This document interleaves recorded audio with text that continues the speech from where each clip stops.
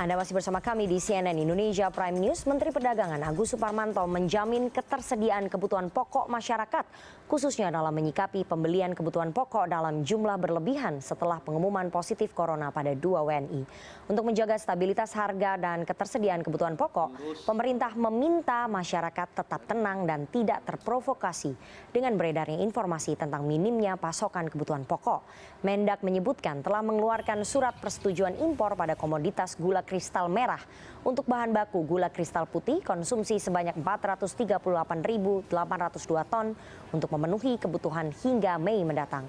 Serta surat persetujuan impor untuk komoditas bawang putih sebagai tambahan stok. Selain itu, Kemendak mengimbau kepada produsen, distributor, dan penjual pengecer untuk tidak menaikkan harga jual masker dan cairan pencuci tangan.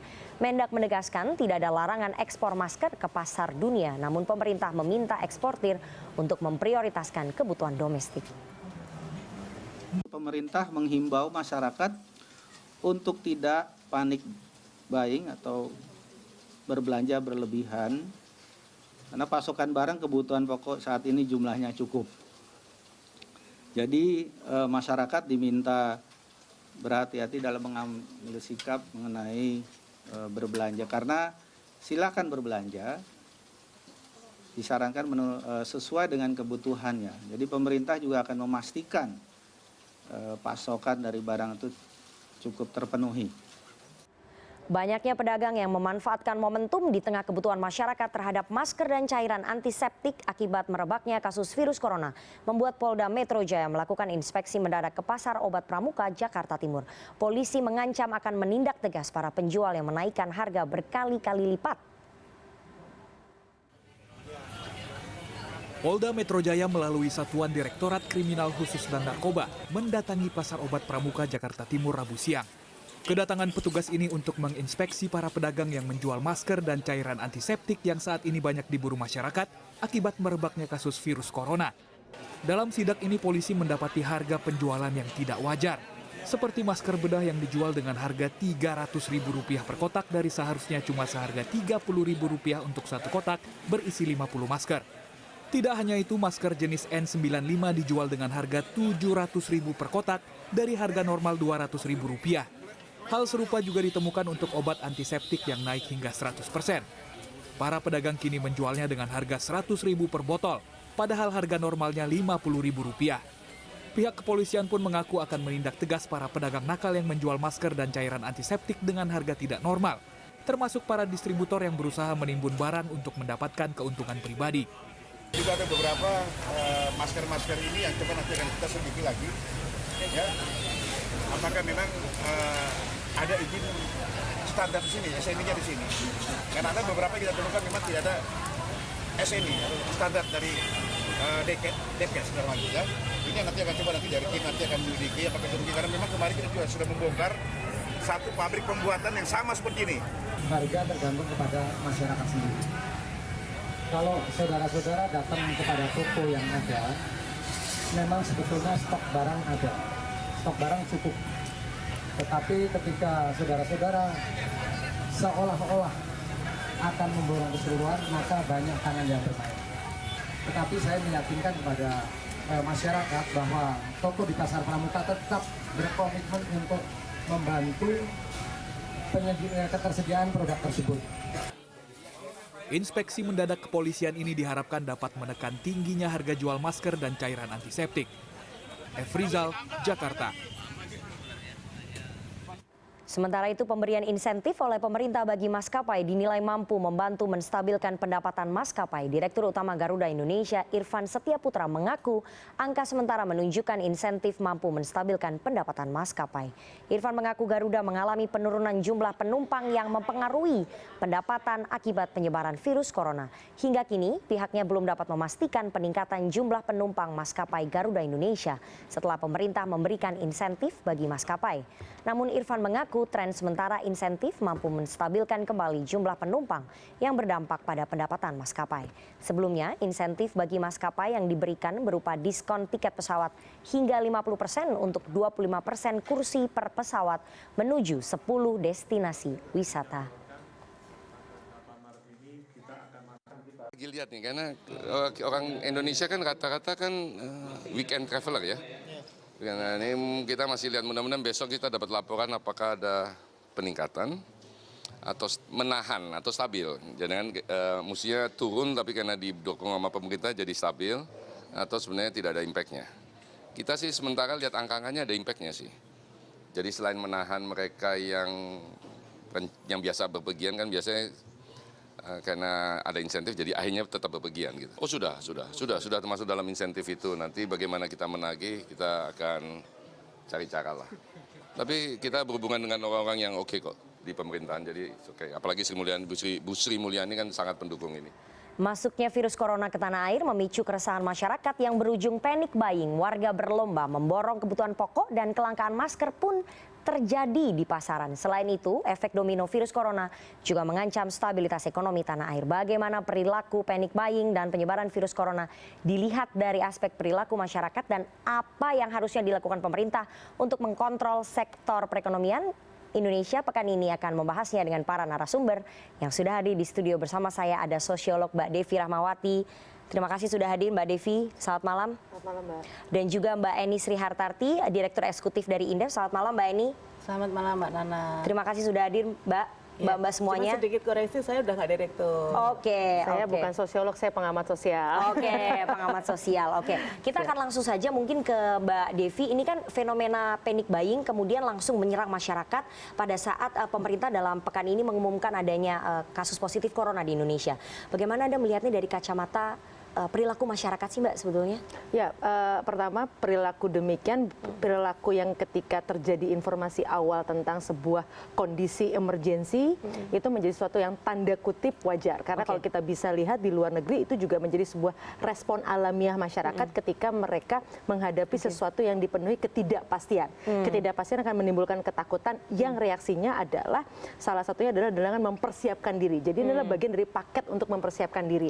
Karena sudah banyak studinya bahwa orang akan merasa lebih menderita kehilangan 1 juta daripada merasakan kebahagiaan ketika mendapatkan uang 1 juta. Karena bagi mereka rasa kehilangan itu jauh lebih kuat dibandingkan rasa kesenangan. Nah ini secara psikologi publik seperti itu. Ditambah yang kedua, ketika mereka tidak punya referensi ketika menghadapi situasi seperti ini, yang dia tahu adalah bahwa referensi yang lain-lain adalah atau dia lihat di daerah lain, negara lain melakukan hal yang sama, maka mereka akan berbondong-bondong melakukan hal yang sama terkait dengan referensi yang dia lihat di berbagai media. Oke, jadi ini merupakan insting naluriah manusia sebetulnya ya. Pada dasarnya itu bukan hanya terjadi di Indonesia, tapi terjadi di negara lain seperti itu ya? Bisa dilihat, bahkan studi di Inggris misalnya 1 dari 10 itu pasti melakukan panic buying. Bahkan studi yang dilakukan oleh researcher yang lain, bahkan 1 di antara 3 akan melakukan panic buying. Tapi kan kasusnya di Indonesia itu nggak sebanyak di negara lain ya Mbak ya. Kalau kita lihat kan di negara lain panic buying memang terjadi karena kasusnya yang positif juga banyak.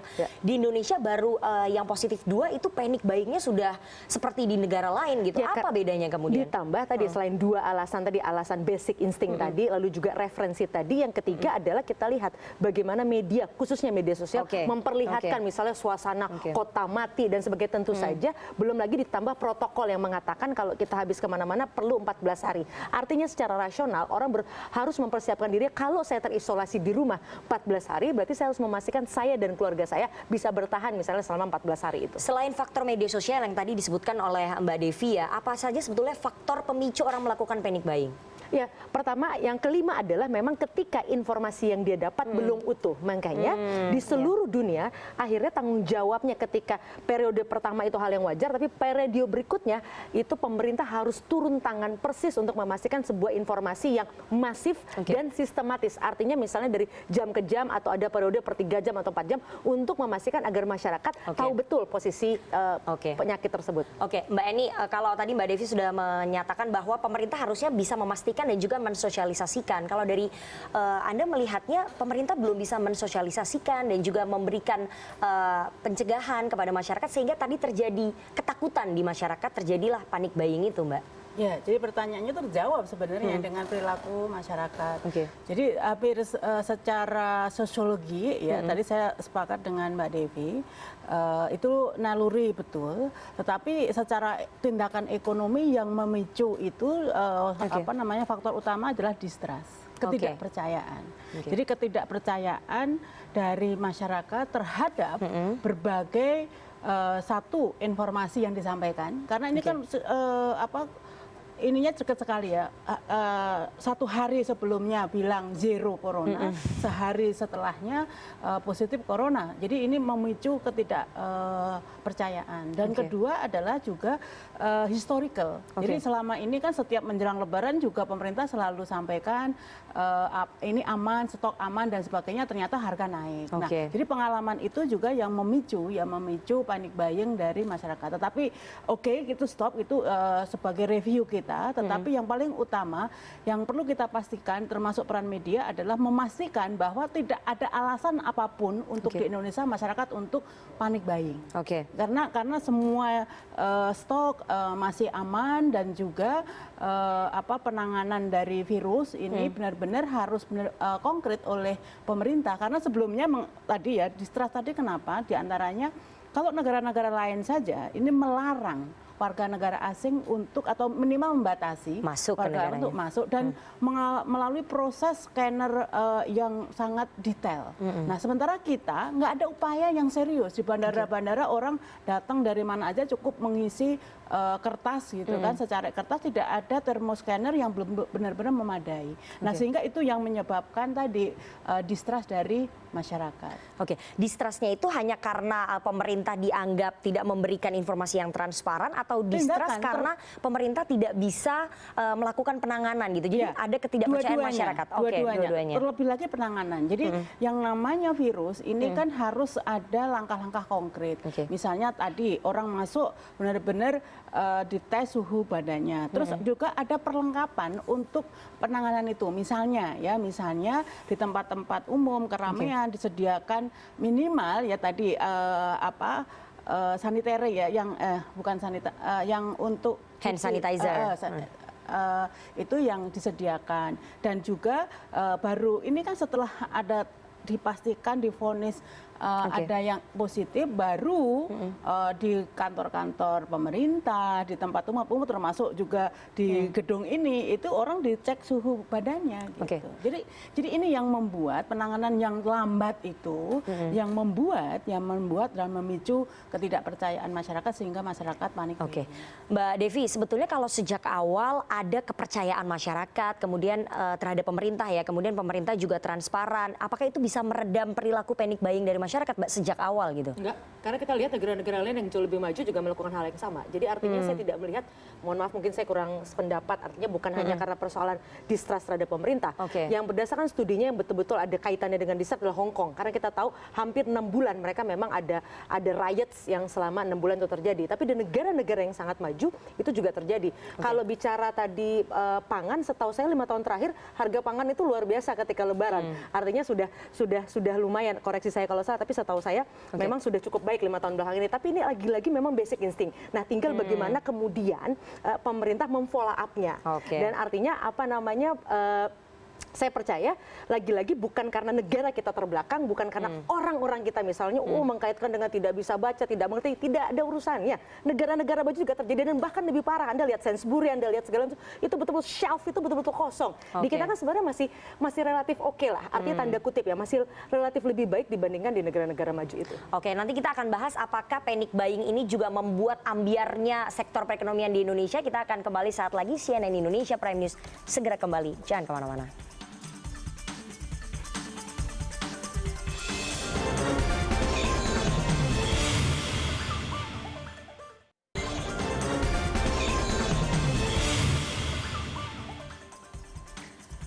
Anda masih bersama kami di CNN Indonesia Prime News. Saya mau ke Mbak Eni terlebih dahulu. Dampak panic buying ini mempengaruhi ambiarnya sektor perekonomian kita nggak, Mbak? Yang pasti ambiarnya kemampuan daya beli masyarakat. Karena dengan adanya panic buying itu dengan pasti akan dimanfaatkan yang namanya spekulan. Jadi begitu ada celah gitu, spekulan tuh nggak ada celah aja mencari celah. Apalagi ada kejadian seperti ini. Gitu. Maka yang harus dilakukan masyarakat kita harus sama-sama mengedukasi masyarakat, tidak ada untungnya panik buying. Seandainya mereka memborong, paling berapa lama sih stoknya? Paling 2 minggu. Tapi setelah 2 minggu itu, mereka akan menghadapi kenaikan harga. Dan semuanya, baik yang punya stok dan nggak punya stok, sama-sama menghadapi harga yang naik.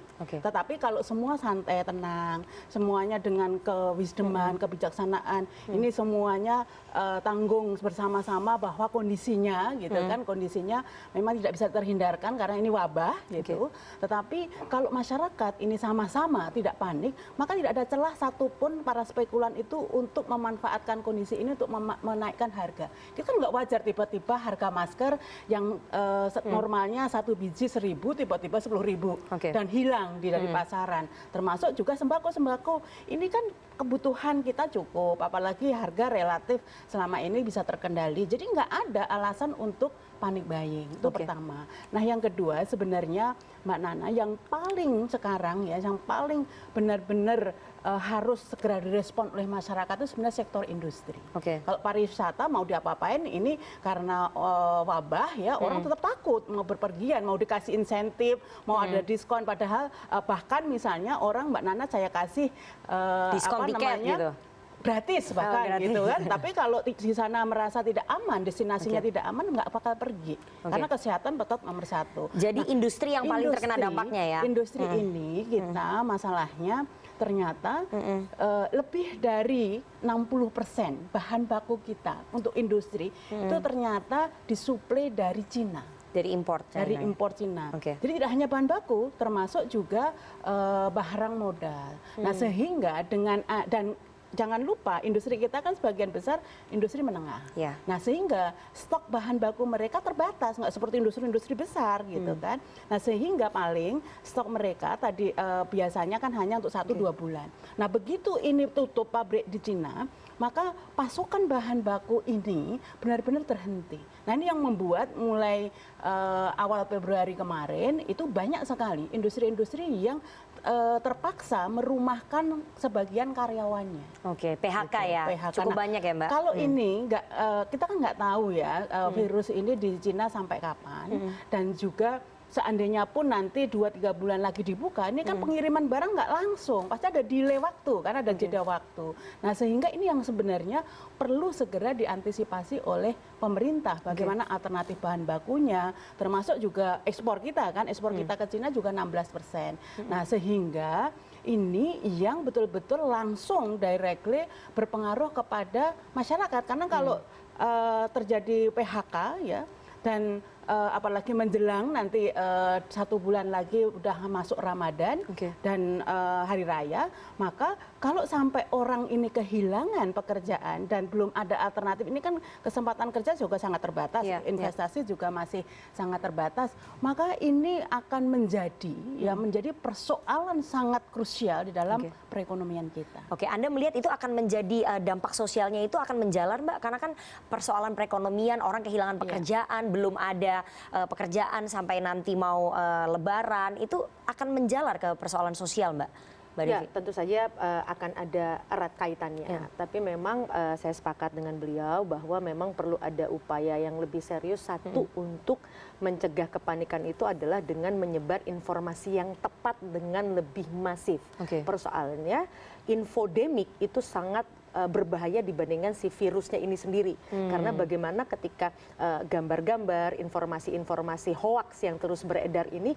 justru betul-betul mengganggu psikologis publik, yang akhirnya tadi, yang efek dominonya tadi bisa memperkuat potensi ketidakbaikan dalam sektor ekonomi, yang otomatis ketika masyarakat kemudian tidak memiliki penghasilan, lalu kemudian dalam jangka waktu panjang, tentu saja ini akan mengganggu pola-pola hubungan mereka satu sama lain, yang tentu saja kita tidak harapkan itu terjadi. Tapi sebetulnya perilaku sosial masyarakat kita itu memang gampang sekali ya termantik oleh berita-berita hoax, kemudian informasi-informasi yang berseliweran, meskipun pemerintah sudah berulang kali mengatakan berusaha untuk meredam, jangan percaya oleh berita hoax, ikuti dari informasi pemerintah, begitu ya? Secara statistik dalam kondisi normal saja berita hoax itu beredarnya jauh lebih banyak daripada berita positif. Ditambah ketika situasi emergency itu akan ada 2. satu aktor yang memang secara sengaja menyebarkan informasi yang tidak baik untuk mengambil kepentingan atau keuntungan dari kepanikan publik, dan masyarakat yang memang secara sukarela. Kenapa? Karena ada kecenderungan secara psikologis orang itu tidak mau takut sendirian. Nah, itu yang membuat dia ketika dia merasa ada informasi yang menakutkan, dia akan terus menularkannya kepada orang lain tanpa ada perintah atau keinginan secara sistematis untuk melukai atau menyakiti orang lain. Tapi ini dalam hal ini masyarakat kita itu lebih percaya informasi yang disampaikan pemerintah atau berita-berita hoax soal corona? Dari sejak 2017-18 terjadi penurunan tingkat kepercayaan terhadap pemerintah dan media di seluruh dunia, media bahkan di negara-negara maju seperti Amerika, Inggris dan sebagainya. Artinya belum ada hubungannya dengan corona saja itu sudah terjadi. Jadi apalagi ditambah situasi ketidakpastian ini membuat kemudian masyarakat pasti akan mulai mencari jalannya sendiri. Yang lagi-lagi tadi itu adalah bagian dari basic instinct tadi. Sebetulnya Mbak Eni, apa yang harus dilakukan gitu untuk kembali mengambil kontrol terhadap kepercayaan masyarakat gitu atas penanganan virus corona ini kalau misalnya dilihat? Pertama tentu ada satu pusat informasi yang benar-benar tersentralistik gitu. Artinya bukan tersentralistik, artinya terkoordinatif. Artinya di antara pejabat pemerintah sendiri itu harus satu suara dalam membuat menyebarkan maupun memberikan informasi kepada publik. Nah, yang kedua yang paling utama tidak hanya sekedar nyata. Biasanya kan orang percaya itu antara satu perkataan dengan satu perbuatan. Jadi kalau mengatakan bahwa kita jangan khawatir terhadap virus corona dan sebagainya, maka harus ada upaya-upaya yang konkret gitu dalam penanganan hal itu, hal-hal yang sifatnya teknis tentunya gitu kan.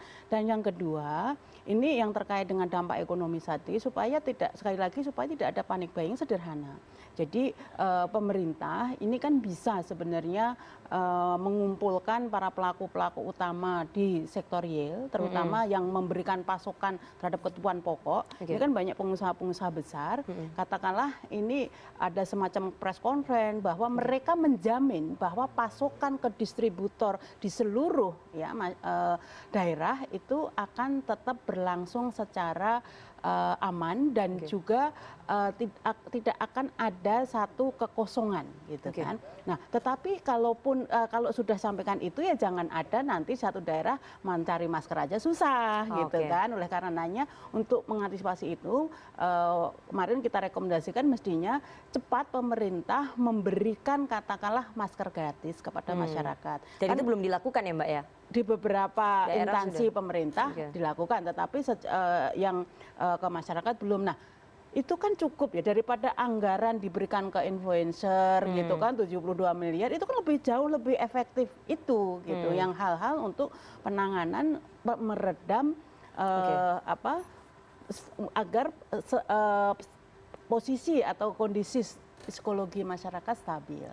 Selain tadi ya menyediakan masker, memberikan masker door to door kepada masyarakat, yang tadi sudah Mbak Eni sebutkan soal industri kita itu kan 60% itu bergantung dari impor dari China. Ini bagaimana kemudian sekarang kan sudah mulai banyak yang habis sektor bahan bakunya karena memang kita menghentikan impor dari China. Bagaimana sebetulnya harusnya pemerintah menyelesaikan itu? Menjadi momentum. Jadi setiap kejadian apapun termasuk kejadian ekonomi itu setiap musibah itu biasanya selalu ada berkah di baliknya.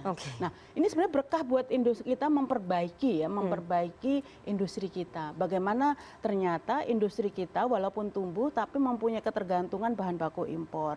Nah, ini kan saatnya kita betul-betul mengupayakan mendorong industri-industri substitusi impor. Nah, momentumnya pas karena apa? Dengan adanya wabah virus corona di Cina ini kan sekarang berkembang menjadi yang namanya center dari global supply chain. Jadi hampir semua industri itu tidak hanya Indonesia mempunyai ketergantungan terhadap Cina. Karena Cina memang bisa murah karena apa?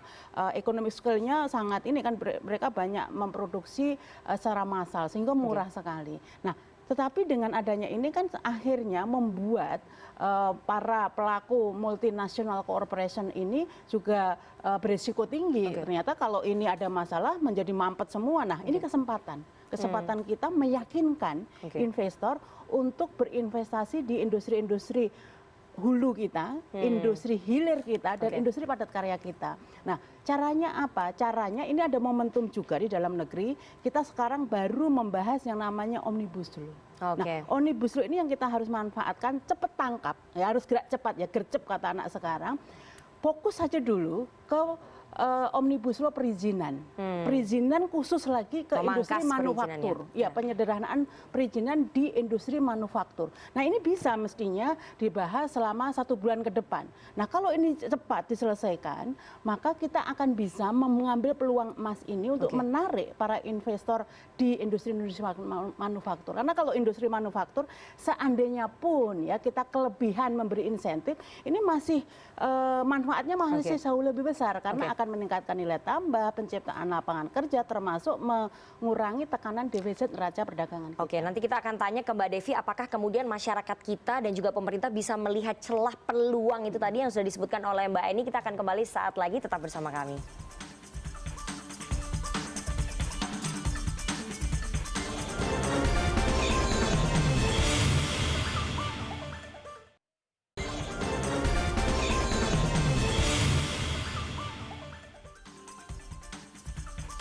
Bersama kami di CNN Indonesia Prime News dan kita akan lanjutkan Mbak Devi. Tadi berdasarkan penjelasannya Mbak Eni, ini kesempatan sebetulnya bagi pemerintah dan juga masyarakat untuk melihat peluang.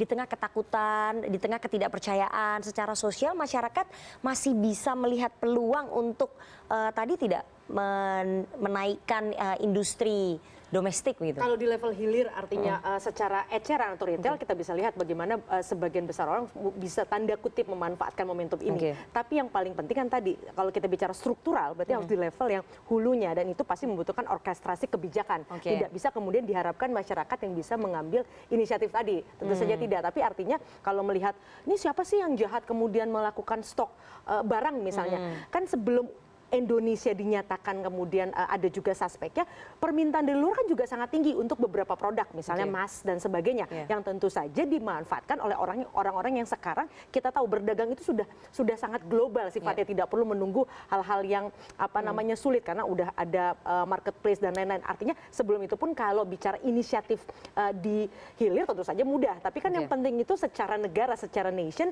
kita bisa memanfaatkan apa yang beliau sampaikan tadi dan itu tidak mungkin dari masyarakat. Artinya bolanya ada di tangan pemerintah bagaimana mengorkestrasikan tadi, membuat kebijakan yang pro terhadap ketakutan rakyat saat ini ya. Harus lihat kendalanya Mbak. Kalau masyarakat itu kan selama ini sebenarnya tidak ada yang tidak ingin ya berusaha untuk katakanlah apakah di industri kecil ataukah di perdagangan itu semuanya pingin gitu. Tapi kan kendala mereka mengalami berbagai macam keterbatasan. Nah oleh karenanya ini perlu insentif, perlu fasilitasi dari pemerintah. Jadi mereka bagaimana semangat saja kan nggak cukup untuk bergerak di kegiatan-kegiatan ekonomi. Nah, bagaimana infrastruktur kelembagaan juga harus benar-benar diperbaiki. Katakanlah misalnya sekarang, bagaimana UMKM atau industri atau pelaku perdagangan kecil ini bisa survive ketika misalnya kebijakan pemerintah dalam pemberian izin retail modern begitu masifnya, bahkan hadap-hadapan retail modern. Nah, di mana celah kota untuk usaha-usaha mikro kecil nggak ada. Nah, sehingga sekarang sebenarnya ini juga momentum yang tepat. Biasanya ketika kita menghadapi situasi yang sangat sulit atau emergensi, itu baru bisa melahirkan kebijakan-kebijakan yang tepat. Tapi menarik misalnya film dokumenter American Factory yang kemudian memotret bagaimana Amerika itu sulit sekali juga bertahan dari industri Cina karena mereka juga punya problem. Artinya bagaimana mentalitas dari masyarakat mereka yang memang tidak dibandingkan dengan Cina memang yang sangat produktif dan sebagainya yang juga menjadi kendala membuat pabrik-pabrik di Amerika juga ketinggalan. Artinya harapannya dengan momentum ini bukan hanya pemerintah yang juga kita dorong agar secara serius melahirkan serangkaian kebijakan yang mempermudah masyarakat untuk bisa bergerak, tapi kita sebagai masyarakat juga harus sadar kenapa Cina bisa sampai pada titik itu. Secara kultural mereka juga punya kedisiplinan yang luar biasa yang harusnya itu juga sekarang bukan hanya tugas pemerintah, kita sendiri juga harus sadar. Artinya mental masyarakat juga diuji dalam kondisi penyebaran virus corona saat ini ya, bukan hanya tanggung jawab pemerintah saja. Etos kerja. Etos kerja itu memang kita harus belajar banyak dari Cina. Oke, ini melihat sudah ada yang positif sampai 6 tadi sudah diumumkan oleh pemerintah, oleh juru bicara penanganan virus corona pemerintah. Anda melihatnya eskalasinya akan semakin meningkat atau justru akan menurun nantinya panic buying di masyarakat, Mbak Devi? Kan kalau kita lihat makanya bagaimanapun juga terlepas dari masalah influencer tadi, saya merasa itu tetap penting. Karena kita tahu bahwa aksi panic buying kalau kita belajar dari sejarah, bahkan ketika tahun 2000 saja itu di luar negeri itu panic buying yang luar biasa. Indonesia enggak. Lalu banyak kejadian-kejadian yang menimbulkan panic buying luar biasa di luar virus pun itu juga terjadi. Nah artinya apa? Influencer dalam artian untuk mengimbangi informasi yang menyesatkan itu tetap penting. Karena apa? Kalau tidak, masyarakat itu akan tanda kutip akan halu sendiri, terbawa oleh arus tsunami informasi yang tidak benar. Kita sudah lihat bagaimana event politik itu sudah memecah belah negara kita. Jangan sampai event virus ini kemudian memecah belah lebih parah lagi masyarakat kita. Tapi yang dipersoalkan kan anggaran untuk influencernya apakah tepat dikeluarkan pada saat seperti ini dan apakah tepat juga sebesar itu, betul ya Mbak Eni ya? Yang pasti tidak akan efektif kalau anggaran untuk influencer, jauh akan lebih efektif. Misalnya tadi orang supaya tidak panik menghadapi wabah corona ya sediakan ya instrumen-instrumen, sarana-sarana agar orang menjadi yakin bahwa ya tidak perlu curiga kalau ada orang batuk, belum tentu corona juga gitu kan. Nah itu kan yang memicu-micu panik kan seperti itu. Tapi kalau ada setiap kerumunan, keramaian, ini minimal ada tes untuk suhu badan dan sebagainya, maka orang tidak saling curiga antara satu dan yang lain, dan orang akan bebas, masih leluasa untuk bertransaksi di luar rumah atau bekerja, melakukan aktivitas apapun termasuk aktivitas ekonomi di luar rumah. Nah anggaran itu jauh akan lebih efektif untuk digunakan hal-hal seperti itu. Tapi melihat penambahan jumlah pasien yang positif ini menurut Anda ke depannya akan naik apa turun tensi? Kalau memang benar 6 itu sudah diumumkan tadi. Tentu nggak akan punya dampak yang luar biasa lah. Kita berharap tentu dengan penanganan yang sekarang ini jauh lebih serius, lebih konkret, itu benar-benar akan memastikan bahwa penyebaran virus ini benar-benar tertangani dengan baik. Nah sehingga harapannya ya jangan bertambah. 6 aja kita udah ketar-ketir apalagi bertambah gitu. Kalau menurut Mbak Devi, masyarakat saat ini sudah mulai mereda, sudah mulai mempercayai pemerintah kembali sehingga panic buying itu nggak akan terjadi. Kalau dalam konteks riset yang dilakukan Edelman dan sebagainya, sebenarnya tingkat kepercayaan masyarakat kita kepada pemerintah jauh lebih tinggi daripada tingkat kepercayaan masyarakat yang maju terhadap pemerintahnya. Nah ini yang menyebabkan panic buying kita sebenarnya tidak separah di negara-negara maju. Sebenarnya artinya memang kita punya peluang masyarakat kita itu masih mudah untuk dikelola. Nah ini yang menurut hemat saya harus terus dipertahankan oleh pemerintah, mengingat juga jelas bahwa 97% penderita virus ini sebenarnya sembuh. Memang nah itu tadi problemnya yang membuat parah itu adalah membedakan dengan SARS 2013. Pada saat itu belum ada Instagram atau Facebook atau apapun media sosial yang secanggih sekarang, sehingga kemudian emosi masyarakat global juga tidak seperti pada saat itu. Artinya apa yang harus dilakukan pemerintah? Sosialisasinya harus berulang kali, lebih masif lagi, memberikan pengertian kepada masyarakat. Media-media mainstream harusnya seperti saya semakin serius juga untuk membanjiri berita informasi yang benar yang dimiliki oleh teman-teman ke media sosial. Karena salah satu riset yang menunjukkan kenapa berita negatif itu menang daripada berita positif. Teman-teman yang hebat ini lupa untuk serius masuk ke media sosial. Mari sama-sama masuk media sosial, banjiri informasi yang benar yang sudah dekorasi. Atau bahkan terbalik, jadi media sumbernya malah medsos. Nah ini yang menjadi lebih parah. Gitu. Enggak sih Mbak, selama ini kita berusaha untuk tetap berada di mereka selalu dikurasi dengan baik. Kalau menurut dari sektor ekonomi, apa yang harus dilakukan oleh pemerintah untuk menjaga kestabilan ekonomi supaya ekonomi kita tidak terpukul dan masyarakat kembali lagi trust itu kembali diambil kontrol. Ekonomi sederhananya dua sisi doang kalau ekonomi itu demand dan supply. Jadi bagaimana memaintain agar demand ini terpenuhi dari sisi suplainya. Yang pasti wabah ini menyebabkan yang namanya supply shock. Ya, tidak hanya industri termasuk juga pangan. Jangan lupa kita impor bawang putih itu 100% dari Cina gitu kan. Nah, sehingga ini memicu supply shock termasuk gula. Gula kita juga impor. Nah, sehingga ini yang harus segera direspon. Jadi kalau beras memang akan aman gitu. Tapi kan kebutuhan pokok masyarakat tidak hanya beras. Apalagi ini mendekati sekali lagi momen Ramadan dan Idul Fitri. Nah, jadi bagaimana mencegah supply shock ini tidak terus berlanjut. Nah itu yang akan secara ekonomi akan tetap stabil gitu. Oke, jadi nanti kita akan menunggu bagaimana langkah tegas dari pemerintah dalam memformulasikan strategi-strategi ke depan supaya kepercayaan masyarakat kembali dan masyarakat tidak takut sehingga panic buying tidak terjadi kembali. Meskipun kita juga berharap bahwa tidak ada penambahan kasus positif corona lagi di Indonesia. Terima kasih sekali. Kita dukung pihak kepolisian untuk menertibkan teman-teman yang tidak berempati terhadap situasi ini dengan menumpuk barang-barang kebutuhan pokok. Oke, itu betul sekali dan terima kasih sekali Mbak Devi dan juga Mbak Eni atas waktunya kepada CNN Indonesia pada malam hari ini. Sejumlah massa yang tergabung dalam aliansi Gerakan Anti Kekerasan Perempuan atau Gerak Perempuan menolak sejumlah kebijakan pemerintah yang merugikan perempuan. CNN Indonesia Prime News segera kembali sesaat lagi. Terima kasih.